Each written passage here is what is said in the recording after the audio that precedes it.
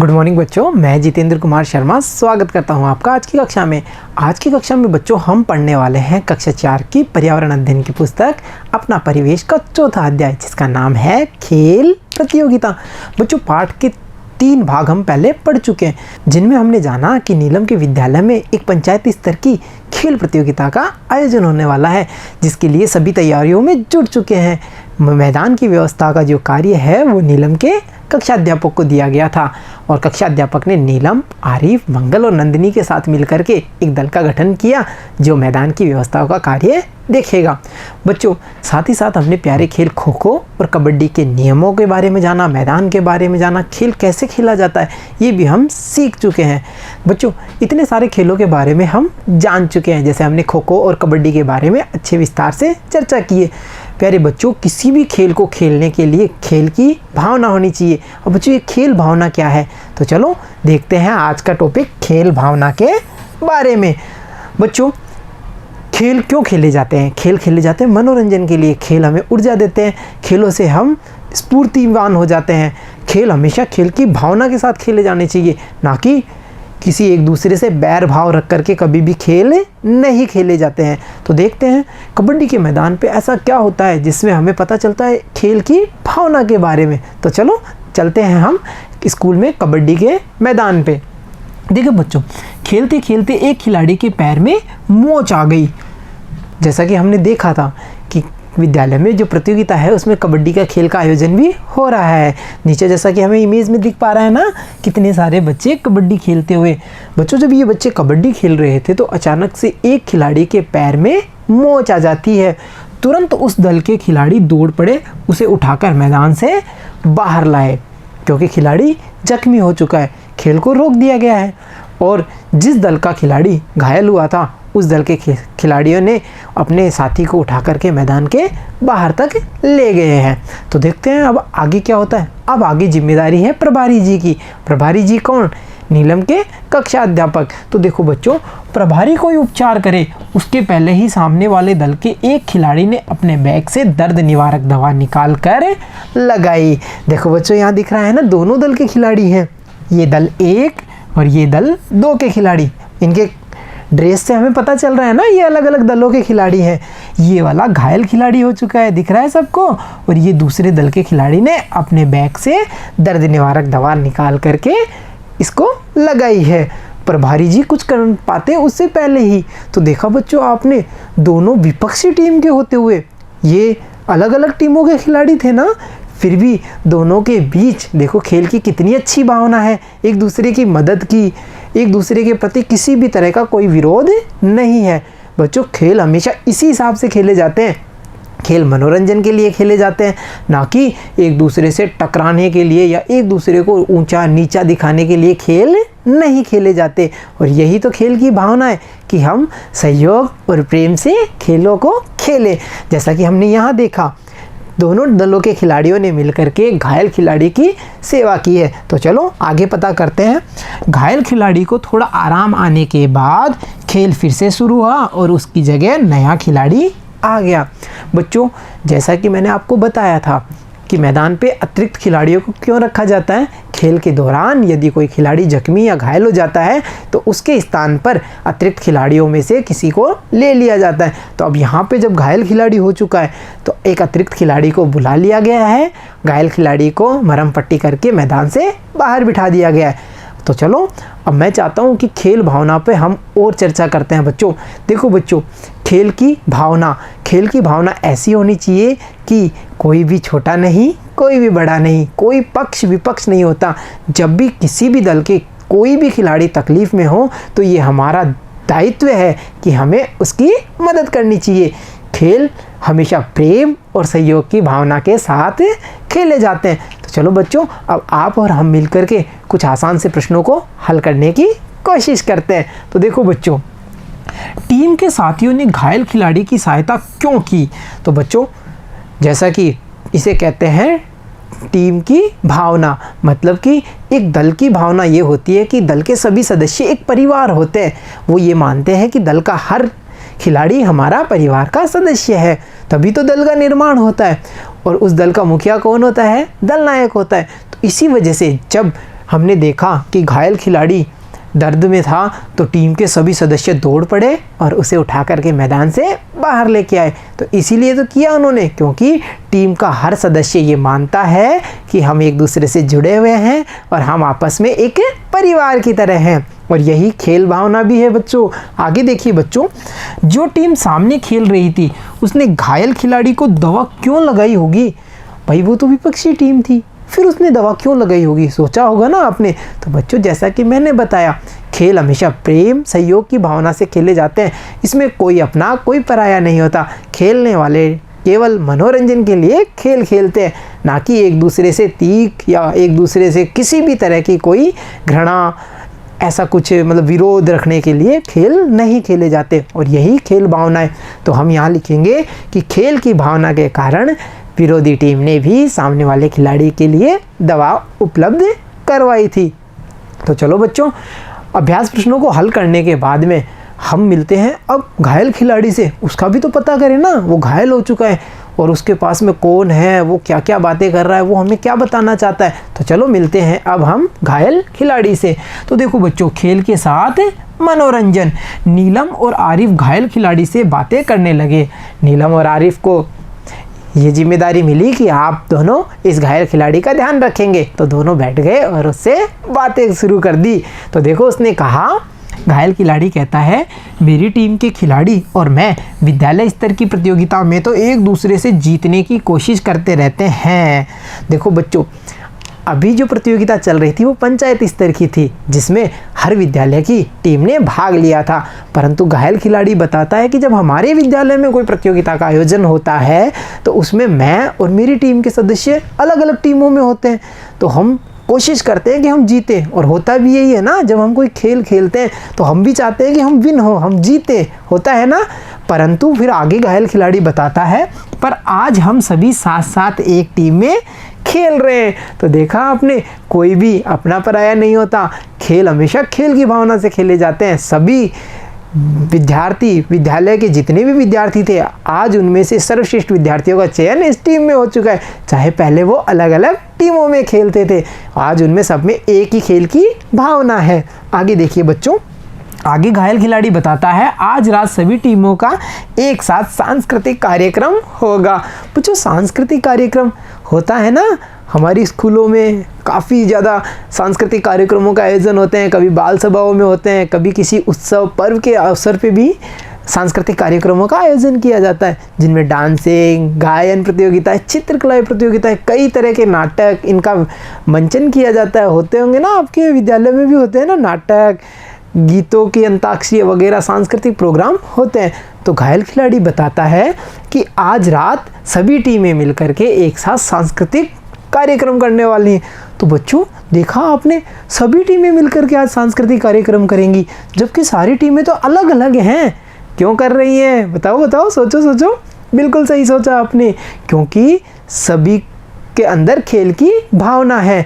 वो खेल केवल जीतने के लिए खेलते हैं, जबकि वो आपस में एक जैसे ही हैं, उनके अंदर किसी प्रकार का कोई भेदभाव नहीं है।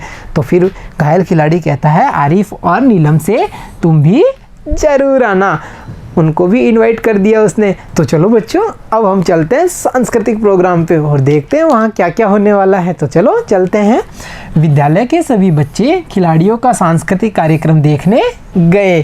खिलाड़ियों की सारी टीम मिलकर के सांस्कृतिक कार्यक्रम का आयोजन करने वाली थी, इसलिए विद्यालय के, कौन से विद्यालय के, नीलम के विद्यालय के सारे बच्चे पहुँच चुके हैं सांस्कृतिक कार्यक्रम स्थल पे। वहाँ सभी मिलकर के गीत गा रहे थे। तो देखा आपने, सारे के सारे मिल करके एक साथ गीत गा रहे हैं। अब बच्चों यहाँ हम देख पा रहे हैं कि यहाँ पे कोई पक्ष की टीम का नहीं, कोई विपक्ष की टीम का नहीं, सारे बच्चे कितनी मस्ती कर रहे हैं। और होता भी यही है, खेल केवल खेल की भावना से खेले जाते हैं, मनोरंजन के लिए खेले जाते हैं, एक दूसरे से बैर भाव रख करके खेल नहीं खेले जाते। बच्चों आगे देखिए, किसी ने नृत्य दिखाया, किसी ने एकल अभिनय किया। एकल अभिनय समझते हो बच्चों, मतलब एक अकेला ही नाटक करता है, वही कई तरह के किरदारों के किरदार निभाता है, वही राजा बन जाता है, वही रंक बन जाता है, वही गरीब बन जाता है, मतलब वो हमारा मनोरंजन करता है एक अकेला, उसे कहते हैं एकल अभिनय करना। आगे देखिए, एक विद्यालय के बच्चों ने हरिश्चंद्र नाटक का मंचन किया। बच्चों, राजा हरिश्चंद्र सुना होगा ना इनके बारे में। वो सत्यवादी थे, वो कभी भी झूठ नहीं बोलते थे। ज़िंदगी में चाहे उन्हें कितनी भी मुसीबतों का सामना करना पड़ा, पर उन्होंने कभी भी झूठ नहीं बोला, हमेशा सच बोला, क्योंकि सदा सत्य बोलना अच्छी आदत होती है। हमें कभी भी झूठ, किसी भी डर से हमें झूठ का सहारा नहीं लेना चाहिए, हमेशा सत्य ही बोलना चाहिए। तो बच्चों आगे देखिए, आरिफ और नीलम ने देखा कि सभी हंसी खुशी के साथ एक दूसरे का सहयोग करते हुए कार्यक्रमों में भाग ले रहे थे। आरिफ और नीलम ने देखा कि सभी टीमों के सदस्य एक दूसरे का सहयोग कर रहे हैं। कोई ये नहीं, मन में किसी के भी ये नहीं था कि मैं विपक्षी टीम का हूँ, मैं उस टीम का हूँ, मैं उस दल का हूँ, मैं इस दल का नहीं हूँ। ऐसा किसी के मन में कोई विचार नहीं था। तो देखा आपने, खेल की भावना कितनी अच्छी होती है। खेल की भावना मैदान पर किसी भी विषम परिस्थिति में सबसे पहले खिलाड़ियों को मदद पहुंचाने के ऊपर आधारित होती है, ना कि एक दूसरे से बैर भाव रखने से। तो चलो बच्चों, अब मैं चाहता हूँ आप और हम मिलकर के कुछ आसान से प्रश्नों को हल करने की कोशिश करते हैं। तो बच्चों देखिए, सोचिए और लिखिए। आपने कभी किसी सांस्कृतिक कार्यक्रम में भाग लिया है? बताइए कहाँ लिया है। तो बच्चों मैं मेरा बताता हूँ। मैंने विद्यालय में आयोजित होने वाले 26 जनवरी यानी कि गणतंत्र दिवस पर आयोजित होने वाले सांस्कृतिक कार्यक्रमों में भाग लिया है, और उसमें मैंने एक नृत्य प्रतियोगिता में भी भाग लिया था। तो ऐसे ही आप भी बताएंगे कि आपने किस कार्यक्रम में, किस सांस्कृतिक कार्यक्रम में भाग लिया है और कहाँ लिया है, जैसे मैंने बताया। आगे देखिए बच्चों, आपने वहाँ क्या क्या किया। जैसा कि मैं बता चुका हूँ, मैंने वहाँ नृत्य प्रतियोगिता में भाग लिया था, वैसे ही आप बताना आपने वहाँ क्या क्या किया था। तो चलो बच्चों, अभ्यास प्रश्नों को हल करने के बाद में हम एक बार फिर चलते हैं आरिफ और नंदिनी के साथ घायल खिलाड़ी के पास। देखते हैं अब उसकी तबीयत कैसी है, वो हमें और क्या क्या बताना चाह रहा है। तो देखो बच्चों, खेल के साथ सीखना, खेल हमें काफ़ी कुछ सिखाते हैं। खेल हमें आपस में सहयोग की भावना सिखाते हैं, एक दूसरे की मदद करना सिखाते हैं। मनोरंजन तो करते ही हैं हमारा, उसके साथ साथ हमें खेल की भावना भी सिखाते हैं। तो देखते हैं, हम पता करते हैं हमने खेल के साथ साथ क्या क्या सीखा है। नीलम और आरिफ कबड्डी में घायल खिलाड़ी के कमरे में गए। अब नीलम और आरिफ कबड्डी में जो घायल खिलाड़ी था उसके कमरे में जा चुके हैं, और उन्होंने वहाँ क्या क्या देखा, खिलाड़ियों की क्या क्या व्यवस्था थी, वो कैसे रह रहे थे, क्या खा रहे थे, ये सब चीज़ें अब वो हमें बताने वाला है। तो चलो देखते हैं। कमरे में पंक्ति से सभी के बिस्तर एक साथ लगे हैं। तो देखा बच्चों, खिलाड़ियों में कितनी अपनत्व की भावना होती है। सभी के बिस्तर एक साथ ही थे, ये नहीं कि मैं यहाँ नहीं सोऊंगा, इसके पास नहीं सोऊंगा, ये ऐसे है, ये छोटा है, ये मोटा है, ऐसा कोई विचार किसी के पास नहीं है। सभी एक साथ एक कमरे में और आसपास ही बिस्तर लगे हुए हैं सभी के। आगे देखिए, पानी से भरी मटकी एक रखी हुई है जिस पर डंडी वाला एक लोटा रखा है। दिख रही है ना आपको, मटकी और डंडी वाला लोटा, ध्यान से देखो। अच्छा बच्चों, ये बताइए यहाँ पे डंडी वाला लोटा का उपयोग क्यों किया जाता है, या हमें मटके से पानी निकालने के लिए डंडी वाले ही लोटे का उपयोग क्यों करना चाहिए? आया कुछ समझ में, याद आ रहा है कुछ? तो चलो मैं बताता हूँ बच्चों। डंडी वाले लोटे का उपयोग इसलिए करना चाहिए क्योंकि अगर हम डंडीदार लोटे का उपयोग नहीं करेंगे और हम हाथ से ही लोटा पकड़ के पानी के बर्तन में डालेंगे, तो हमारे हाथों और नाखूनों के बीच में जमे हुए मेल या छुपे हुए जो कीटाणु होते हैं वो कहाँ चले जाएंगे? पानी में चले जाएंगे। और जब वही पानी हम पीते हैं तो वो पानी के साथ हमारे शरीर में प्रवेश कर जाएंगे, जिससे हम कई सारी बीमारियों से ग्रसित हो सकते हैं। इसलिए हमेशा पानी निकालने के लिए डंडीदार लोटे का प्रयोग करना चाहिए, जैसा कि खिलाड़ी कर रहे थे। तो चलो अब देखते हैं आगे क्या है। सबके खाने के बर्तन एक साथ रखे हैं। तो देखो बच्चों, यहाँ भी किसी भी खिलाड़ी में ऊंच नीच, जाति पाति, छुआछूत जैसी कोई विचार नहीं है। सभी के बर्तन एक साथ रखे हुए हैं, जो भी बर्तन का उपयोग करना चाहे वो कर सकता है। आगे देखिए, आरिफ ने पूछा। आरिफ पूछता है, खाना कौन बनाता है? भाई खाने के बर्तन दिख गए हमें, पानी का लोटा, पानी का मटकी सब दिख गया, पर खाना कौन बनाता है? तो घायल खिलाड़ी ने बताया हम सभी साथी मिलकर के बनाते हैं। तो देखा आपने, खिलाड़ी अपना काम भी मिलकर के कितने ढंग से करते हैं, सभी में सहयोग की कितनी भावना है। और यही तो खेल की असली भावना है, एक दूसरे का सहयोग। आगे बच्चों, आरिफ को बहुत अच्छा लगा, आरिफ को ये बात पता चली कि भाई सभी मिलकर के खाना बनाते हैं, इतने प्रेम से खिलाड़ी रहते हैं आपस में, तो आरिफ को बहुत अच्छा लगा। घायल खिलाड़ी ने यह भी बताया कि हमारे गुरुजी के साथ मिलकर हम सब, अब वो क्या क्या काम करते हैं गुरुजी के साथ मिलकर के, वो हम पता करते हैं। देखो बच्चों, कमरे की सफाई का कार्य, खाना बनाना, पानी लाना, खाना परोसना, सामान व्यवस्थित करना आदि कार्य बिना किसी भेदभाव के करते हैं। और देखो बच्चों, जो अच्छे बच्चे होते हैं वो भी अपना काम खुद करते हैं। जैसे कुछ बच्चों को देखा होगा ना, अपने स्कूल से आए बैग इधर ही डाल दिया, अपना सामान व्यवस्थित नहीं रखते, साफ़ सफाई का बिल्कुल ध्यान नहीं रखते, वो बच्चे अच्छे बच्चे नहीं होते। जो बच्चे स्कूल से आते ही सबसे पहले अपने सभी सामान को व्यवस्थित रखते हैं, अपनी यूनिफॉर्म को व्यवस्थित रखते हैं, अपने स्कूल के बैग को व्यवस्थित रखते हैं, वो अच्छे बच्चे होते हैं। जैसा कि हमें खिलाड़ी बता रहा है कि कमरे की साफ़ सफाई का भी ध्यान रखते हैं, वो खाना बनाने में भी गुरुजी की मदद करते हैं। तो देखा आपने, सभी खिलाड़ियों में कितनी अच्छी भावना है, सहयोग की कितनी भावना है, एक दूसरे का पूरा पूरा सहयोग कर रहे हैं। तो चलो बच्चों, अब हम सीखे हुए ज्ञान का उपयोग करते हुए कुछ आसान से प्रश्नों को हल करने की कोशिश करते हैं। और आसान से प्रश्न है, आरिफ को बहुत अच्छा क्यों लगा? जैसा कि हमने अभी देखा था, आरिफ ने खिलाड़ियों की सहयोग की भावना को देखा, जब उसे पता चला कि सारे खिलाड़ी मिलकर के खाना बनाते हैं तो उसे काफ़ी अच्छा लगा। आगे का प्रश्न है बच्चों, आप यदि किसी खेल प्रतियोगिता में जाएं तो आप कौन कौन सा काम करेंगे? तो बच्चों, मैं मेरा उदाहरण देता हूँ। मैं किसी खेल प्रतियोगिता में जाऊँगा तो मैं वहाँ पे सभी कामों में सभी खिलाड़ियों की मदद करूँगा, खाना बनाने में भी करूँगा, सामान को व्यवस्थित रखने में भी करूँगा। तो आप भी यहाँ बताएंगे कि आप किसी प्रतियोगिता में जाते हैं तो आप किस किस काम में मदद करते हैं।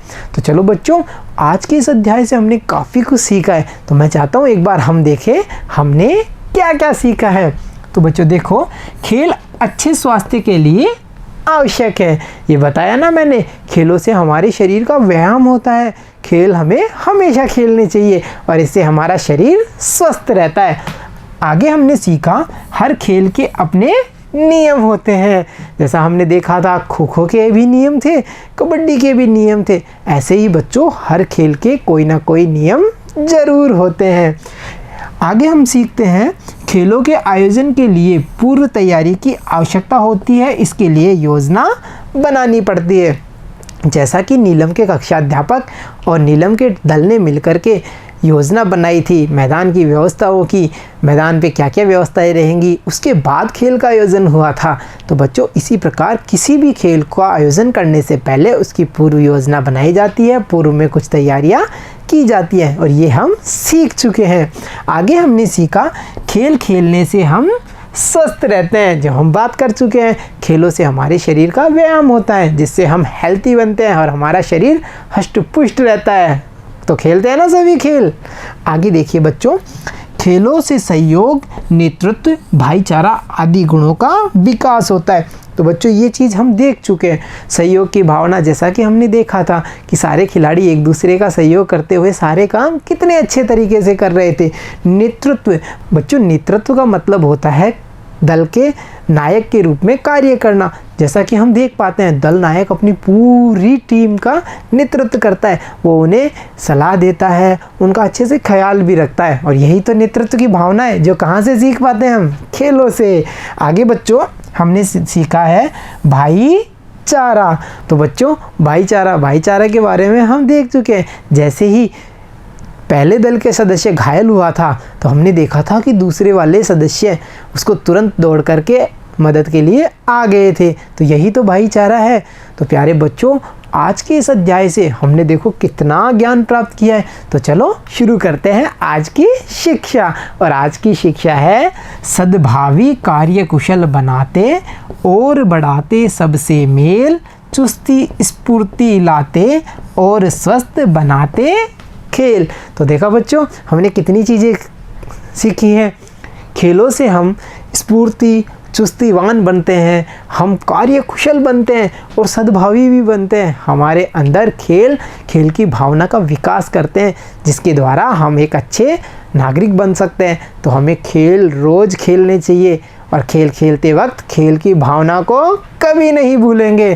तो प्यारे बच्चों, आज की कक्षा में इतना ही। मिलता हूँ आपसे अगली कक्षा में, तब तक के लिए धन्यवाद बच्चों।